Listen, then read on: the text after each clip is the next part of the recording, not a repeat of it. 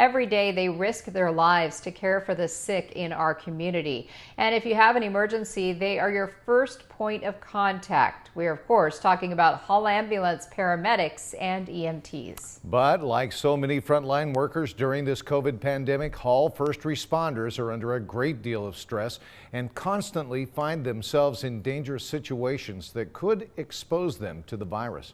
17's Eytan Wallace back in studio now. He had the opportunity to ride along with two heroic Hall frontline workers and has this exclusive report. Eytan? Well, Jim and Tammy, even with all the danger, as you're about to see, Hall Ambulance EMTs and paramedics step up to the plate night after night and through it all, save lives. It's a Friday, just before sundown. As most in the Golden Empire head home for the weekend, Hall Ambulance paramedic Joe Eastwood and EMT Sean Tinish are just beginning their 12-hour night shift.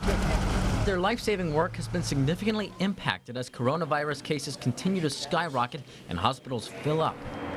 The already pressure-heavy job has been under even more stress during this pandemic.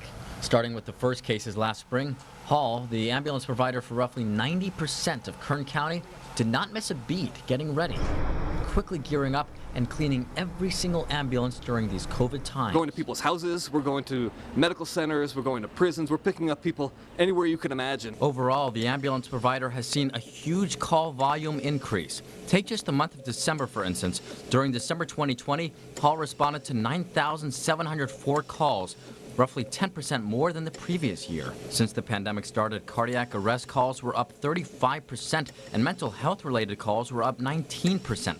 The system is so busy that ambulances are not being sent to less serious calls. Before every employee here at Hall Ambulance begins their shift, first they need to get a screening in that tent where they'll get a symptom check and a temperature check. So did I when I rode along with Eastwood and Tinish. What can we expect? What's great about the night shift is you get a wide variety of calls. You know, you can get your gunshot wounds, you can get your car crashes, you get a lot of difficulty breathing calls, and you get it's a mix of everything. You know, if it's in the textbook, they're going to throw it at you. So it should be exciting for you to come out. All right, shall we go? Let's do it. Almost immediately, as soon as the shift started. Now we're responding towards White Lane and Gosford. This one is for an unconscious male. We make it to a parking lot in southwest Bakersfield. He just passed out in his car. Let me get your vital signs real quick. That way we can kind of paint a picture. The thing that we're concerned with, you don't remember how you got here. In the end, the patient, believed to be dehydrated, declined care. If it gets worse at all, that kind of stuff, seek evaluation pretty quickly. We do a quick report, full vital signs, full physical assessment, make sure that we can rule out anything wrong with his heart, anything like that, and give him the option to either go to the hospital on his own or come with us, and he chose to go on his own. Within the hour, another call. There's an 83-year-old female with chest pain. That is about all we know as we head to the woman's home. There, they meet Bakersfield City fire personnel. Out of respect for privacy and the law, our cameras stayed outside as Hall and BFD worked on the woman inside. 15 minutes later, they brought her out and put her into the ambulance. We'll get you down to the hospital. Once inside, they put a face mask on her, check her vitals, and head to the hospital.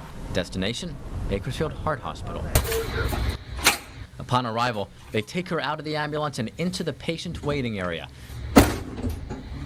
That's when our cameras go off to comply with strict filming rules. In this case, the patient had not yet received a bed, but our crew was able to leave early after they called another crew to come in and watch the patient inside the hospital. As long as the charge nurse inside the hospital okays it, they can take over patient care, and it'll free up the paramedic ambulance to go back out and respond to more incidents. Well, it's just after midnight, but the calls don't stop. In fact, they're coming in. Now we are on our way to a report of someone in need of medical aid. Specifically, this call is one that has become all too familiar during these COVID times. The call for a possible coronavirus patient. 6.4. As we arrive, the pair puts on special protective gear. So right now, since it's a possible coronavirus type call, we have our N95 mask that goes on along with our isolation gown. So this way we just have an additional layer of protection. So I'm trying to do this pretty quick just because we have to get in there. And you take this seriously, very seriously. The coronavirus is a very real threat to us. They carefully approach the patient on the front porch and work to figure out her symptoms. You got a fever at all? Do you feel like you have chills? I got the chills. After a thorough symptom check, Tinish and Eastwood helped the patient to the gurney. You're okay. We got you. The patient is loaded into the ambulance. After checking her vital signs, Eastwood gives her a reassuring update. Your blood pressure's good, your oxygen level's great. Yeah, I don't see anything crazy jumping out at me. With that, they're on their way to the hospital.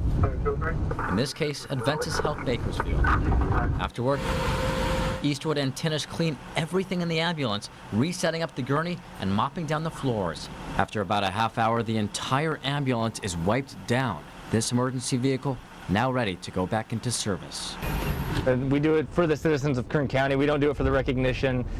We don't do it for, the parades or any of that kind of stuff or these news stories. I mean, it's just, I come to work every day loving my job, being able to get on the ambulance, go out and help somebody's loved one in a time of crisis. The benefit outweighs the risk. Right. Knowing that at the end of the day you helped someone in their worst time of their life, it's worth the risk in my mind. Now we're told all patients featured in this report were given the care they needed, which goes to show you what Tinish and Eastwood and all of the first responders do on a daily basis is truly life-saving. Now today, as Hall Ambulance celebrates its 50th anniversary, you can imagine former Bakersfield Mayor Harvey L. Hall is looking down, proud of this service he founded 50 years ago. In studio, Eytan Wallace, 17 News. Absolutely, and our hats off to those people who do such a difficult job. You Thanks, bet. Eytan.